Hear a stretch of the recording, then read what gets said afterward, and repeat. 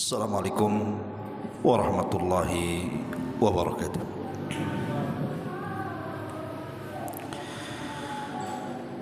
Alhamdulillah wassalatu wassalamu ala Rasulillah wa ala alihi wa sahbihi wa mawalah wa la hawla wa la quwwata illa billahi wa ba'du. Alhamdulillah, segala puja dan puji hanya milik Allah subhanahu wa ta'ala. Salawat dan juga salam tahdiahkan kepada Rasul kita Nabi besar Muhammad sallallahu alaihi wa ala alihi wasallam.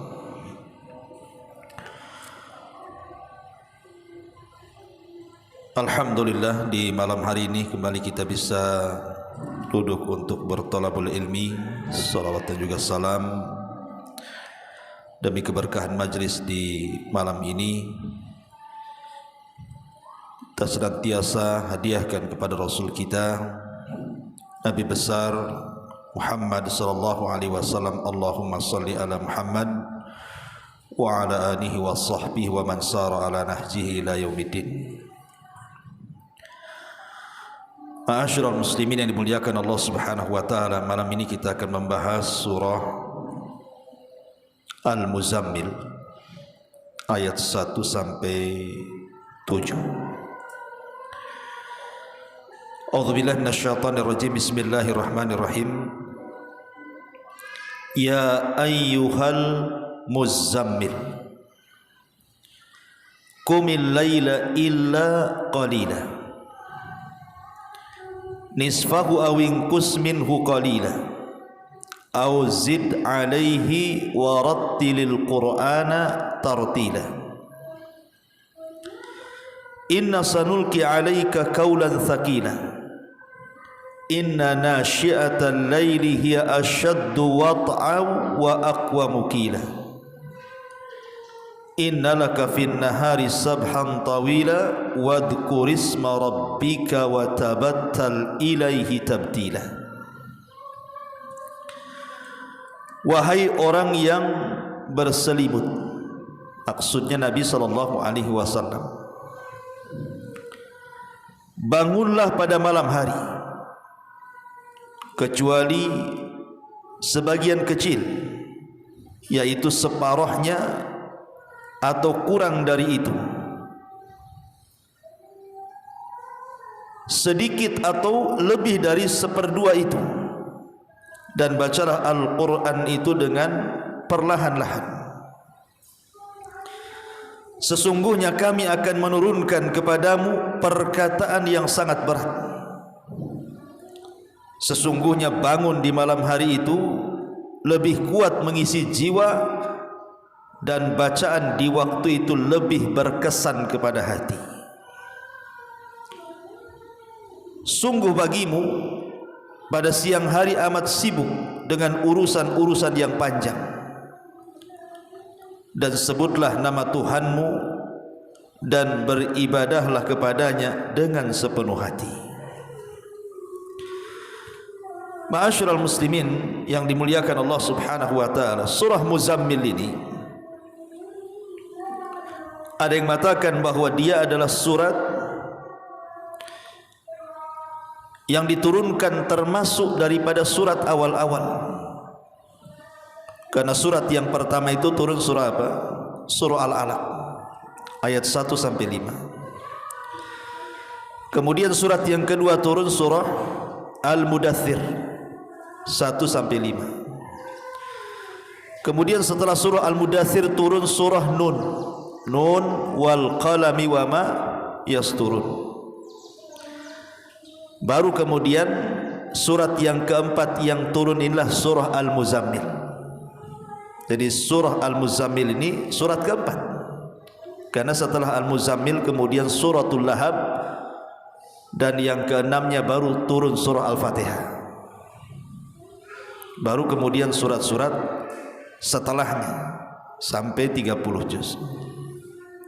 Dari sini kita tahu bahwa surah Muzammil ini surah awal-awal, karena dia di nomor urut keempat setelah Al-Alaq, Al-Mudaththir, surah Nun, kemudian Muzammil. Itu dari segi turunnya. Ma'asyiral muslimin yang dimuliakan Allah Subhanahu wa taala, surah Muzammil ini adalah teguran kepada Nabi sallallahu alaihi wasallam supaya Nabi sallallahu alaihi wasallam menghidupkan malam-malamnya dengan beribadah kepada Allah Azza wa Jalla. Karena Nabi ini akan menjadi seorang dai, seorang penyeru kebenaran kepada manusia, dan kekuatan seorang dai itu ada di malam hari. Kenapa demikian? Karena hidayah manusia itu ditentukan oleh Allah Subhanahu wa taala. Tentu dengan doa-doa kita supaya mereka menerima kebenaran. Dan doa yang paling mudah dipanjatkan dan diterima Allah Subhanahu wa taala adalah doa di sepertiga malam akhir. Kenapa demikian? Karena Allah turun di sepertiga malam akhir itu. Sebagaimana hadis yang ma'ruf,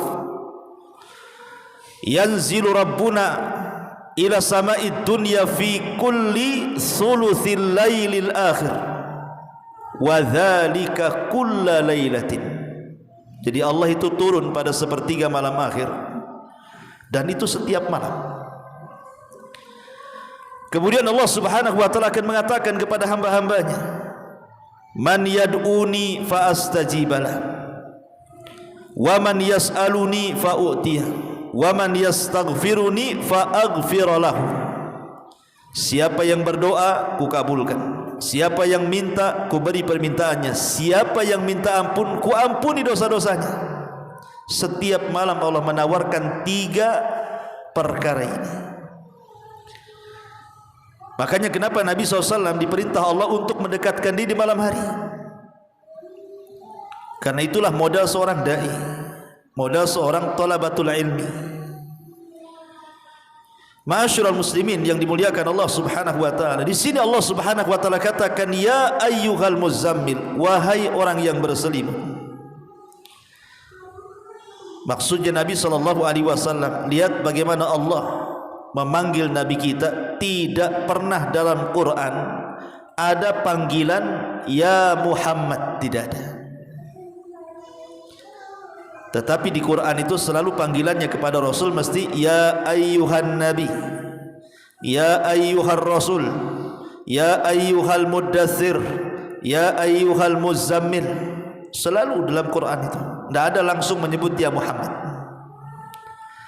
Beda dengan nabi-nabi yang lainnya, Allah Subhanahu wa taala menyebut namanya. Ya Musa, ya Isa, ya Ibrahim, ya Daud. Selalu kita lewat dalam Quran itu Allah menyebut namanya langsung. Dan ini sebuah kemuliaan.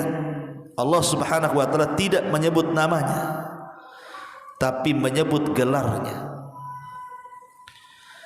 Di sini Allah mengatakan ya ayyuhal muzammil qumil laila illa qalila. Bangunlah di malam hari. Bangunlah di malam hari. Kecuali sebagian kecil, nisfahu awin qus minhu qalila aw zid alaihi wa rattilil qur'ana tartila. Jadi Nabi SAW disuruh untuk menghidupkan malam itu dengan 2 cara. Pertama, separuh tidur, separuh menghidupkan malam. Nisfahu artinya separuh tidur sampai separuh malam, kemudian dari separuh malam bangun sampai fajar. Nisfahu awingkus minhu qalilan aw zid. Allah mengatakan atau kau tambah enggak apa-apa. Kalau ditambah dari separuh berarti menjadi 2/3. Karena malam itu kan dibagi 3, ada sepertiga malam awal, ada sepertiga malam tengah, ada sepertiga malam akhir. Dan malam itu dimulai dari terbenamnya matahari sampai terbit fajar.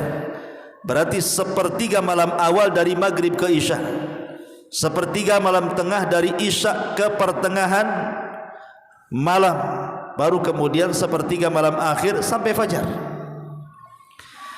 Jadi Nabi SAW diperintahkan Allah untuk tidur separuh malam atau 2/3 malam.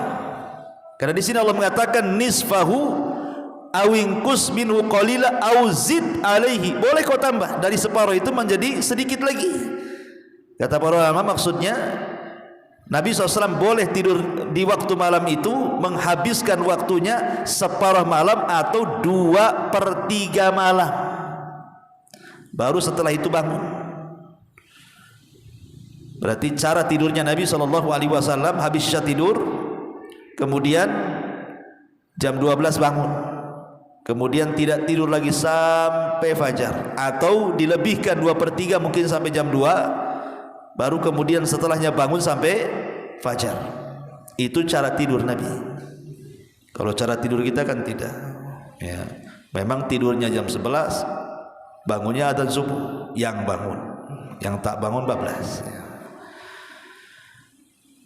Di sini ma'asyiral muslimin yang dimuliakan Allah Azza wa Jalla, ketika turun surah Muzammil ini, maka Nabi SAW sejak itu tidak pernah nyenyak tidur. Walaupun tidur, yang tidur itu matanya saja, hatinya tidak tidur. Surah Muzammil ini memang agak aneh, unik gitu ya, karena satu-satunya surat di mana akhir daripada surat menghapus awalnya. Jadi akhir surat ini menghapus hukum awalnya.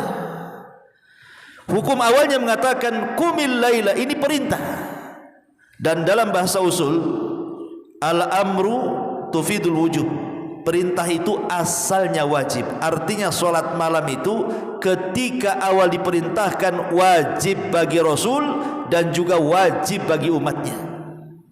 Mereka wajib solat malam. Tapi kemudian di akhir-akhir ayat surah Muzammil dihapus kewajiban itu. Dihukum dimansuh, dihapus hukum wajib bagi umatnya. Tetapi bagi Nabi SAW tetap wajib. Jadi solat malam bagi kita sunnah, tapi bagi Nabi itu wajib. Makanya Nabi SAW tidak pernah meninggalkan solat malam kecuali 1 kali. Itu pun diperselisihkan, apakah Nabi solat atau tidak. Maksudnya solat malam ketika Rasul sedang haji di Hudaybiyah. Jadi ketika Nabi SAW sedang melaksanakan haji di Muzdalifah, apakah Nabi SAW ketika itu salat malam atau tidak? Walaupun pada hukum asalnya tentu Rasul salat malam, tapi selama hayatnya Rasul tidak pernah meninggalkan salat malam, karena bagi dia salat malam itu wajib masalahnya. Bahkan saking tiap malam Nabi SAW salat malam itu sampai kakinya pecah-pecah. Jadi satu malam Aisyah radhiyallahu anha ini tertidur bersama Rasul. Kemudian Nabi SAW bangun kemudian salat malam. Tiba-tiba Aisyah radhiyallahu anha terbangun kemudian meraba-raba, terabalah kaki Nabi SAW yang sedang salat itu. Rupanya kakinya pecah-pecah. Esok harinya Aisyah radhiyallahu anha mengatakan, "Ya Rasulullah, kenapa kau tidak mencukupkan yang jelas-jelas wajib saja? Bukankah engkau ini sudah diampuni dosamu yang telah, yang sedang dan yang akan datang?" Tapi Nabi SAW mengatakan, "Ya Aisyah, afala akunu abdan syakura? Salahkah saya menjadi hamba Allah yang bersyukur?" Makanya Rasul sampai meninggal tidak pernah meninggalkan qiyamul lail. Ma'asyiral muslimin yang dimuliakan Allah Subhanahu wa taala, tadi saya sudah katakan bahwa malam itu dimulai kapan? Terbenam matahari, diakhiri dengan terbitnya fajar. Itulah disebut dengan malam. Karena kalau sudah terbit fajar itu sudah masuk pagi. Artinya di sini bahwa perintah qiyamul lail itu sudah dilakukan ketika terbenam matahari sampai terbit fajar. Disitulah perintah qiyamul lail sudah Sudah diperintahkan Allah Subhanahu wa taala, dimulai dari salat maghrib itu disebut qiyamul lail namanya. Karena qiyam lail itu tidak mesti tahajud, tidak. Qiyam lail itu tidak mesti tahajud. Berdoa, antum berdoa nih di malam hari, itu termasuk qiyamul lail. Kemudian membaca istighfar, itu termasuk qiyamul lail. Kemudian membaca Al-Quran, itu termasuk qiyamul lail. Kemudian berzikir, itu termasuk qiyamul lail. Kemudian berwudu, itu termasuk qiyamul lail. Termasuk juga solat, termasuk qiyam al-lail. Jadi qiyam lail itu umum. Beda kalau kita katakan tahajud, berarti dia khusus, berarti solat malam. Tapi kalau disebut dengan qiyamul lail, menghidupkan malam itu tidak mesti dengan solat. Umpamanya antum bangun tidur, melilirlah karena dingin, pengen kencing. Akhirnya antum ke toilet. Sebelum antum tidur lagi, antum sempatkan berwudu. Berarti antum sudah melaksanakan qiyamul lail walaupun hanya berwudu, gitu maksudnya. Ataupun hanya berzikir, atau hanya membaca Al-Quran tidak lama, ataupun membaca istighfar dan begitu seterusnya, itu sudah dianggap qiyamul lail itu. Ataupun solat malam, karena qiyamul lail itu kan umum, beda dengan tahajud khusus ya. Makanya orang yang kemudian melaksanakan solat isya berjamaah, kemudian juga ditutup dengan solat subuh berjamaah, seolah-olah antum menegakkan qiyamul lail dari awal sampai akhir. Perhatikan hadis Nabi. Nabi SAW mengatakan, hadis dalam yang dikeluarkan Imam Abi Dawud, man shallal isya fi jama'atin kana ka qiyami nisfi lailin, wa man shallal isya wal fajra fi jama'atin kana ka qiyamil laili kulli. Barang siapa yang solat isya berjamaah, seolah-olah dia menghidupkan separuh malam. Tapi barang siapa yang solat isya berjamaah plus dengan subuh berjamaah, maka seolah-olah anda menghidupkan malam itu dengan qiyamul lail. Kenapa? Karena solat isya berjamaah separuh malam kita dapat, solat subuh berjamaah separuh malam. Jadi kalau digabungkan jadi satu malam suntuk, seolah-olah kita ini tidak tidur beribadah tuh.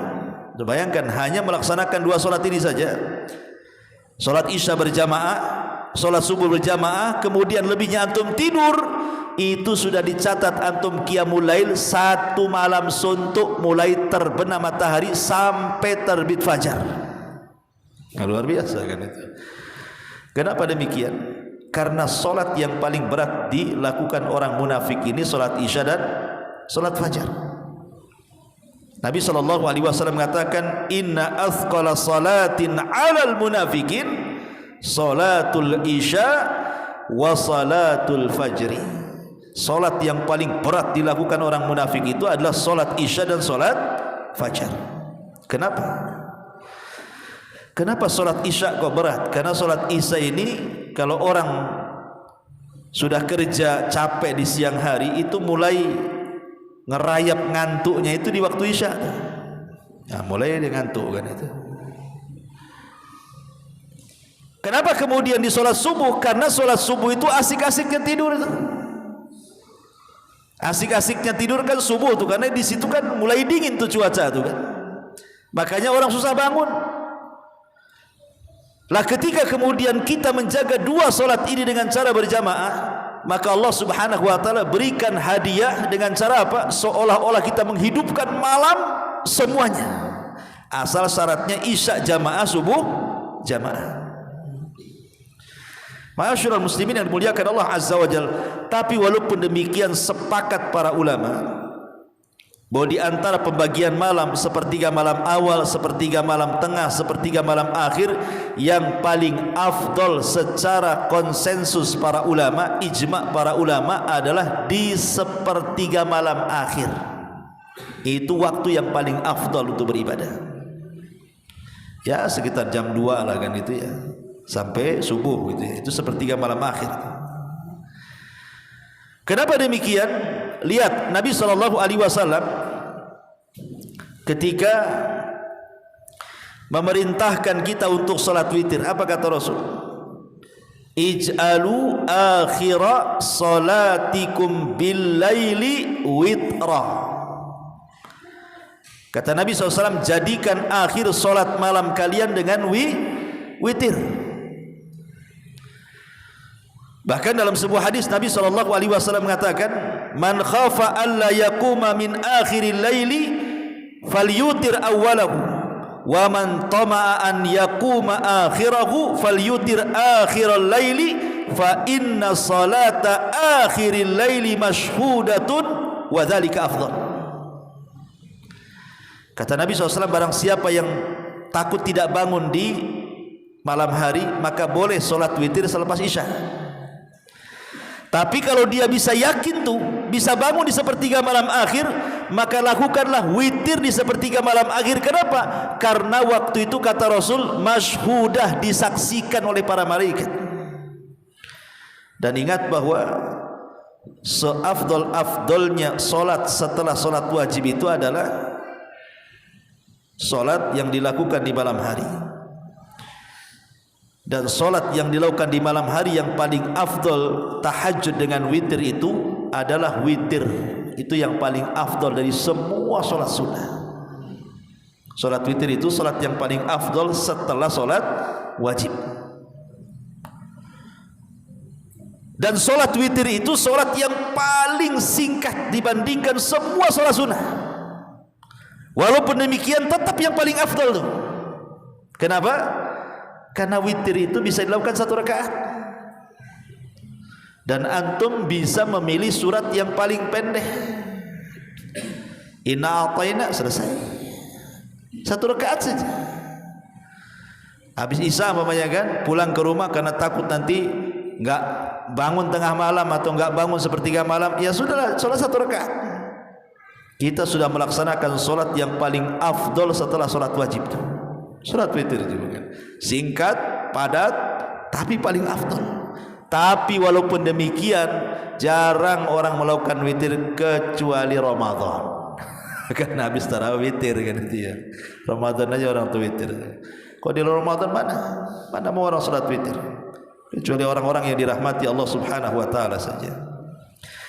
Ma'asyiral muslimin yang dimuliakan Allah Subhanahu wa taala. Bahkan salat malam ini ikhwan, disebutkan dalam hadis Nabi SAW mengatakan dia adalah da'bus salihin, kebiasaan orang-orang saleh, bahkan para nabi. Salat malam yang paling dikenal adalah salat malamnya Nabi siapa? Nabi Daud. Nabi Daud itu punya salat khusus, punya puasa khusus. Kalau puasanya disebut puasa Daud, kalau salat malamnya disebut salat malam Daud. Nabi SAW mengatakan dari hadis Abdullah ibn Amr ibn As radhiyallahu an, Rasul bersabda, ahabbus salati ilallah salatu Daud. Salat yang paling dicintai Allah adalah salatnya Nabi Daud. Wa ahabbus siyam ilallah siyamu Daud. Begitu juga puasa yang paling dicintai Allah adalah puasa Daud. Bagaimana dia salat malamnya? Kana yanamu nisfal laili wa yaqumu thuluthahu wa yanamu sudusahu wa yasumu yauman wa yuftiru yauman. Beliau tidur setengah malam, kemudian bangun qiyam lail sepertiga malam, dan tidur lagi 1/6 malam, kemudian beliau berpuasa selang-seling, 1 hari puasa 1 hari tidak. Dari sini kita tahu bahwa solat malam itu kebiasaan para nabi, termasuk Nabi Daud di sini, dan juga kebiasaan orang-orang soleh. Solat malam itu kebiasaan orang-orang soleh. Ma'asyiral muslimin yang dimuliakan Allah Azza wa Jalla. Tetapi sekali lagi bahwa menghidupkan malam tidak mesti harus dengan solat. Kadang ada orang kan waktunya iqbal, ada waktunya idbar. Hati itu kadang-kadang semangat, kadang-kadang futur kan gitu. Kalau lagi semangat mungkin solatlah kita. Tapi kalau tidak semangat solat, qiyam lail itu tidak mesti solat. Antum bisa baca Quran, itu disebut qiyamul lail. Atau semata-mata antum berwudu, itu sudah qiyamul lail tuh. Atau antum berzikirlah habis bangun tidur itu, antum berzikir, membaca doa habis tidur umpamanya, alhamdulillahilladzi ba'da ma amatana wa ilaihi Allah, alhamdulillahilladzi ahyana ba'da ma amatana wa ilaihi nusyur. Kemudian antum bertasbih, bertakbir, bertahlil, subhanallah, alhamdulillah, begitu seterusnya. Antum sudah dianggap qiyamul lail. Perhatikan satu hadis yang sering saya sampaikan. Nabi mengatakan, yaqidu syaitan ala qafiyati ra'si ahadikum idza huwa nam salasa uqadin. Jadi setan itu akan datang kepada kita setiap kita hendak tidur. Kemudian dia akan membawa tali, kemudian mengikat tengkuk kita 3 ikatan. Dan itu setiap malam ada setan itu yang bawa tali itu. Nah, cuman kan gak nampak aja setan bawa tali itu. Oh, nampak ya, kita kejarlah, ambil talinya. Jadi setan itu bawa tali untuk apa? Untuk mengikat tengkuk kita. Dan saya katakan ikhwan, setan itu tidak bisa menguasai ubun-ubun kita. Sering saya katakan, kalau orang barat membagi otak itu, mereka ada istilah otak kanan, otak kiri. Itu kalau barat membagi otak. Tapi kalau kita konsep Quran, otak itu dibelah menjadi 2. Ada otak depan yang disebut dengan nasiyah ubun-ubun, ada otak belakang yang disebut tengkuk. Tapi ada juga yang ngomong tak ada otak kau katanya. Padahal semua orang ada otak. Ada orang ngomong gitu tuh, tak ada otak katanya. Semua manusia ada otaknya. Jadi otak itu ada depan, ada belakang. Itu konsep Quran tuh. Lah, setan itu tidak bisa menguasai otak depan. Namanya nasiyah, karena Allah mengatakan nasiyatin biyadi, ubun-ubun manusia itu ada di tanganku. Maka lihat ketika setan bersumpah di hadapan Allah untuk menggoda Bani Adam, saya akan goda mereka dari arah kanan, dari arah kiri, dari depan, dari belakang. Tapi dia tidak mengatakan dari atas. Kenapa? Karena ubun-ubun tidak bisa dikuasai setan. Setan itu hanya bisa menguasai tengkuk kita. Dari belakang dia enggak gentle dia main belakang dia. Ya, mengikat belakang aja dia. Diikat tuh. Berapa ikatan kata Rasul? Salasu uqadin, 3 ikatan. Kullu uqdatin makana alaika lailun tawilun. Setiap setan itu mengikat tengkuk kita 1 ikatan tuh, maka setan akan memantra-mantrai itu dengan mengatakan lailun tawilun farqud, malam masih panjang, tidur. Nah, itulah mantranya setan tuh. Kemudian diikat lagi, ngomong gitu lagi, maka naha alaika lailun tawilun, tetaplah kau tidur, nyenyak-nyenyakkanlah, nyaman-nyamankanlah, malam masih panjang. Itu mantra keduanya. Diikat lagi yang ketiga, sama juga mantranya kayak gitu tuh. Tidur, tidur, itu mantranya tuh. Mantranya setan. Pada ada subuh masih di mantra-mantrai aja. Tidur, tidur, oh iya masih malam. Gimana enggak malam? Ya. Gorden hitam, lampu mati kan itu, gelap semua. Alarm sengaja tadi dihidupin pak, dibanting sama dia. Jadi setan itu senantiasa membuat kita tidak bangun tidur. Tetapi kata Nabi SAW, kalau dia terbangun nih, seorang yang beriman, kemudian dia fadzakarallah, pertama dia berzikir kepada Allah, hilang 1 ikatan. Dia langsung bangun, kita berdoa, alhamdulillahilladzi ahyana ba'da ma amatana wa ilaihin nusyur. Zikir itu hilang 1 ikatan. Kemudian setelah dia berzikir, ambil air, berwudu dia. Kata Rasul, wa idza tawaddaa halat uqdatun, apabila dia berwudu, hilanglah 2 ikatan. Kemudian habis wudu, solat dia. Wa in shalla halat uqdatun, apabila dia solat, maka 3 ikatan hilang 3-3-nya. Dari sini kata para ulama menunjukkan apa? Di sini ada zikir, ada wudu, ada solat. Jadi qiyam lail itu tidak mesti solat kan itu ya. Pamannya malas ya sudahlah kita banyak baca Quran saja. Karena baca Quran bagian daripada zikir. Atau kalau malas baca Quran, ya zikir sajalah, subhanallah, subhanallah, subhanallah. Atau kalau malas banyak-banyak istighfar ajalah. Jadi qiyam lail itu banyak pilihan. Tapi kalau kita bisa menggabungkan semuanya, kita bisa berzikir, habis itu kita wudu, habis itu kita qiyamul lail, maka semua ikatan setan hilang. Dan di pagi hari kata Nabi SAW, maka dia akan terbangun nasyitan thayyiban nafsi, wa illa asbah khabithun nafsi kaslan, kata Rasul. Kalau dia tidak melakukannya, maka jiwanya akan jahat. Tapi kalau dia melakukannya, berzikir, wudu, kemudian salat malam, maka jiwanya akan baik dan hidupnya akan semangat dan terarah kemana dia harus melangkah hari itu. Tapi orang yang tidak pernah qiyamul lail, ikhwatu fiddin, hidupnya rungsek biasanya. Kata ulama, orang kalau tidurnya bangun jam 6, bangun jam 7, bablas begitu saja malam itu, orang seperti ini orang yang paling banyak masalah.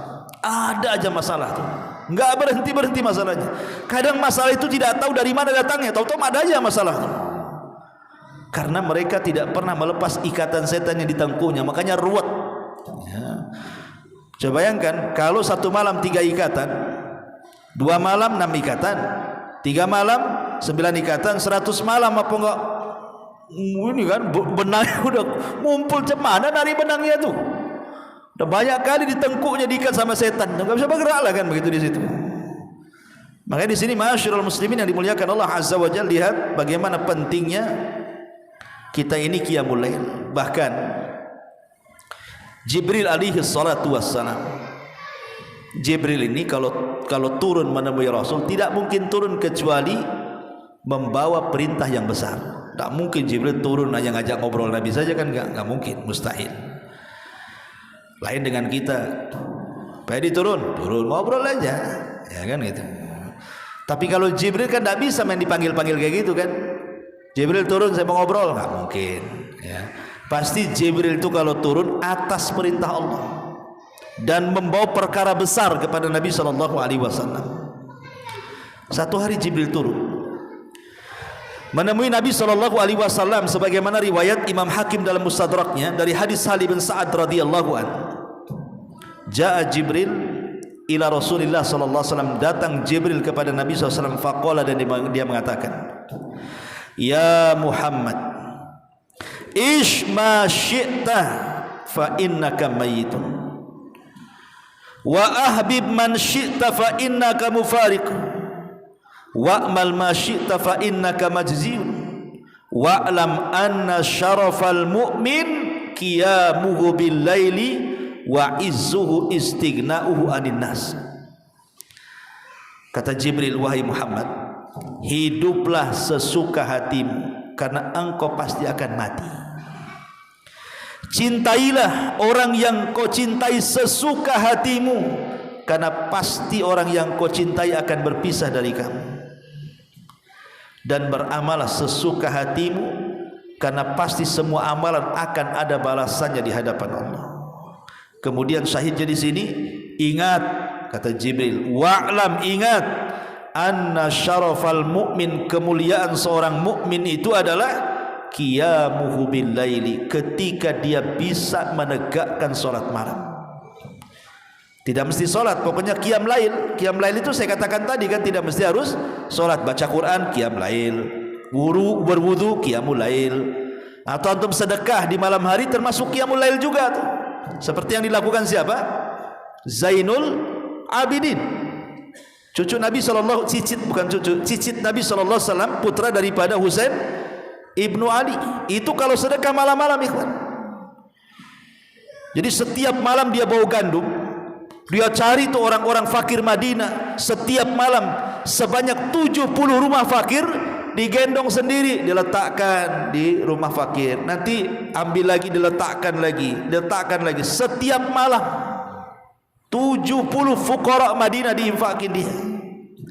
Walaupun demikian, kadang-kadang ada orang fakir itu yang tak tahu berterima kasih, menuduh Zainul Abidin itu bakhil katanya. Kenapa? Karena tak tampak sedekah. Kaya tak tampak sedekahnya. dibilang bakhil. Pada setiap malam dia gendong gandum tuh. Tapi orang-orang menganggap dia bakhil. Kalau orang kaya sekarang kan tidak. Kalau bagi sembako aja wajib diviralkan. Ada kamera-kamera CCTV tersembunyi mesti ada tuh. Apalagi sekarang dunia prank, ya, perang ke prank, perang-prank lah, kan itu ya. Kadang ngeprank orang gitu kan. Sok-sok ya sebenarnya kontennya baik, ingin menolong orang. Tapi dia tidak sadar ketika dia memvideokan umpamanya kan. Sedang bersedekah divideokan orangnya. Orang ini tidak tahu sedang divideokan kadang-kadang. Akhirnya tersebar mukanya. Orang yang tidak tahu dia miskin jadi tahu miskin kan itu. Kadang-kadang orang yang seperti ini dipermalukan juga. Konten-konten seperti ini baik, tapi apakah harus terus membuat konten? Dan saya yakin orang seperti ini dipertanyakan keikhlasannya. Kalau hanya untuk konten saja, hanya nyari cuan saja ya, memang tujuannya bukan sedekah kan begitu. Nyari subscriber aja yang paling banyak kan itu. Tapi lihat bagaimana dahulu orang infak itu, Zainul Abidin ketahuan infak itu setelah dia meninggal malah. Jadi dikasih tahu orang yang memandikannya bahwa punggungnya itu rusak karena setiap malam bawa gandum. Dan terbukti setelah dia meninggal tidak ada satu gandum yang ada di depan-depan orang kaya itu. Ada. Oh, berarti tahu selama ini siapa yang infak kepada mereka. Zainul Abidin. Nah, ini buat kalau dilakukan di malam hari ya qiyamul lail juga kan begitu. Karena inti qiyamul lail itu kita bangun dalam rangka mendekatkan diri kepada Allah. Tapi itu jangan tiru. Ah, saya ingin tiru Zainul Abidin. Gua pernah satu karung cari ruli jam 2 kan. Antum masuk ruli antum diteriaki baling beras paling. Padahal itu sedekah tuh kan. Ya sekarang enggak usah, enggak perlu gitu-gitu. Sekarang ini sudah ada SMS banking. Ya, transfer saja. Pengemis-kemis saya punya iPad sekarang. Ya mungkin nanti ke depannya itu enggak ada lagi orang ngemis-ngemis pakai tangan tuh. Langsung dia ngasih nomor rekeningnya. Tolong kirim kan itu ya. Makin maju sekarang ini.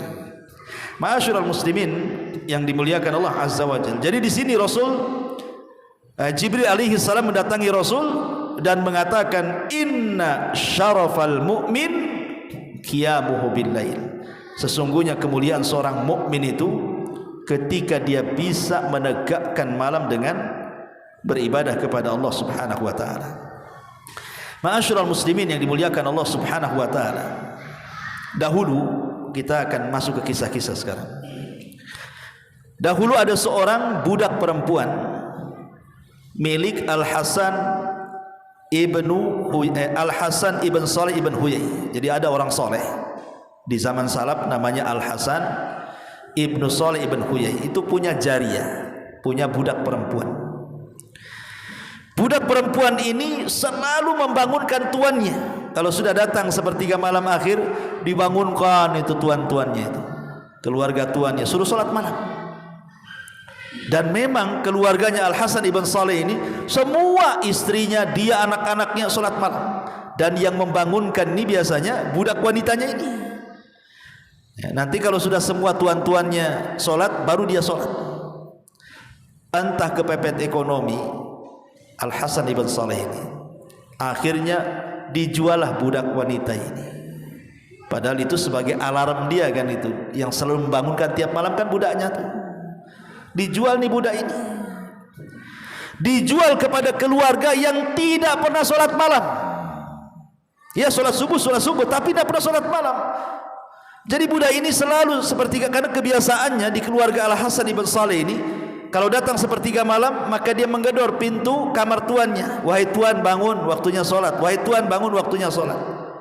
Jadi di keluarga baru ini dia selalu membangunkan, tapi tidak ada satupun yang bangun. Tidak ada satupun yang bangun. Kemudian ditanya, apa kalian tidak pernah sholat malam? Iya, kami tidak pernah sholat malam, kami cukupkan dengan subuh saja katanya. Dari situ dia menangis. Kemudian mencela dirinya. Dia datang kepada majikannya yang pertama namanya Hasan ibn Salih itu dan mengatakan, kenapa engkau jual kepada ila qaumin su, katanya, Kenapa kau jual kepada keluarga yang jelek akhlaknya, katanya. Kata Hasan ibnu Saleh, kenapa emangnya? Hum la yusalluna bil lail, mereka tidak pernah sholat malam. Bayangkan orang dulu, orang enggak sholat malam itu dibilang keluarga jelek.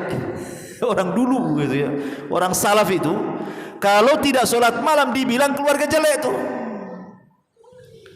Kalau sekarang kira-kira apa sebutannya?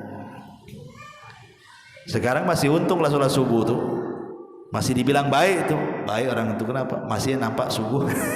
Kalau sekarang ini turun derajatnya, yang penting subuh nampak ada baik kan itu. Tapi lihat ulama dulu, subhanallah ya. Ma'asyiral muslimin yang dimuliakan Allah azza wa jalla, Abu Hurairah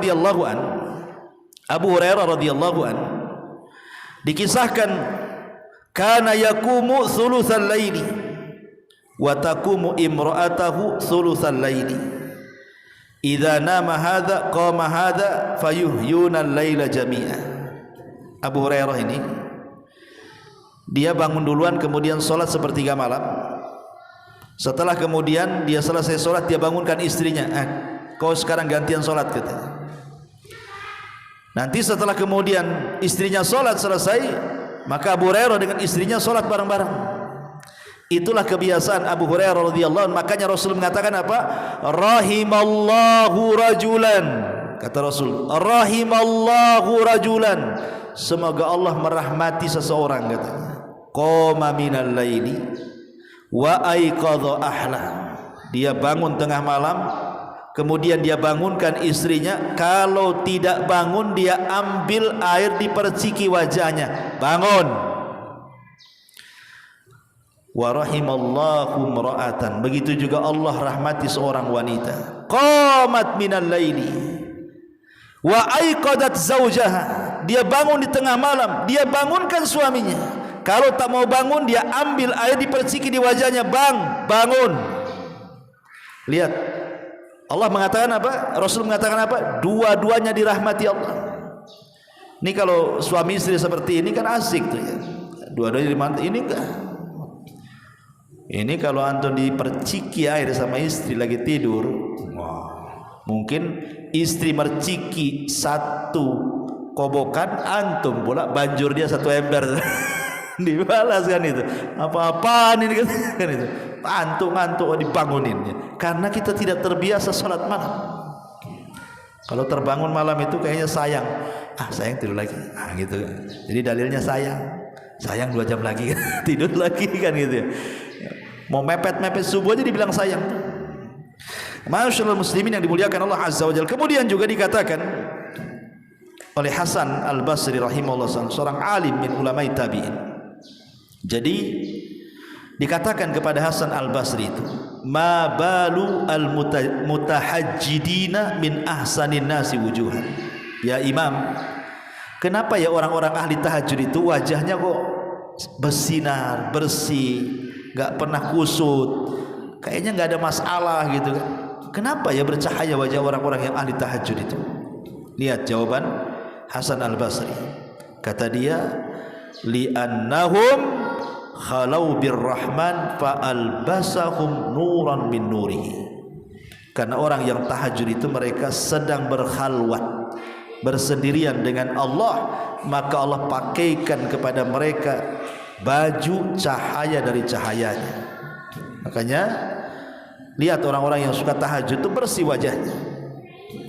Ma'asyiral muslimin yang dimuliakan Allah subhanahu wa ta'ala, intinya bahwa sudah isya ya. Malam hari itu di sini dikatakan apa namanya? Inna nasyi'atal laili hiya asyaddu wat'an wa aqwa mukila. Sesungguhnya bangun malam itu lebih kuat mengisi jiwa dan bacaan Al-Qur'an lebih berkesan. Kenapa demikian? Karena malam itu biasanya ya, orang kalau bangun di tengah malam kemudian ibadah, dipastikan orang itu ikhlas. Mau ria sama siapa? Kecuali antum sholat malam di live di IG, lain ceritanya kan. Tapi kalau sholat malam saja dipastikan dia ikhlas. Makanya Tamim ibn Aus Ad-Dari itu kan dikenal sholat malam tuh. Dikatakan ya Tamim, kaifa sholatuka bilail? Macam mana solatmu di malam hari? Kok kamu kuat ya solat tiap hari, kok solat malam? Marah Tamim dan mengatakan, seandainya aku melaksanakan solat 1 rakaat katanya, dan aku tidak ceritakan kepada siapapun, lebih baik dibandingkan aku solat 1000 rakaat habis itu aku ceritakan kepada kalian katanya. Aku tidak akan cerita katanya. Nah, itulah keikhlasan ulama salaf. Subhanallah bihamdika asyhadu an la ilaha illa anta astaghfiruka wa atubu ilaik. Allahu ta'ala. Assalamualaikum warahmatullahi